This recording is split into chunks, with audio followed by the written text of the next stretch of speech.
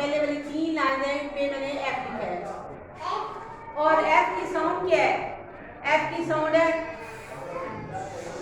ऐसे जैसे फूंक नहीं मुंह से निकालते ऐसे,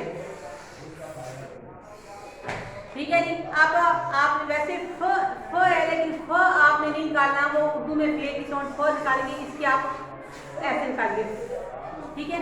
तो एफ फ्लाई,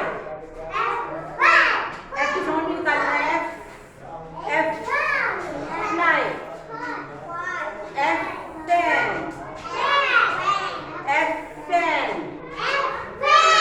अच्छा ये फ्लाई और पेन आपकी बुक में था, और एफ से और भी चीजें बनती थी, वो भी मैंने आपके लिए बना दी है। F flower, F flower. अच्छा आपने फ्लावर किसको बोलना? फ्लावर बोलना है, एफ फ्लावर।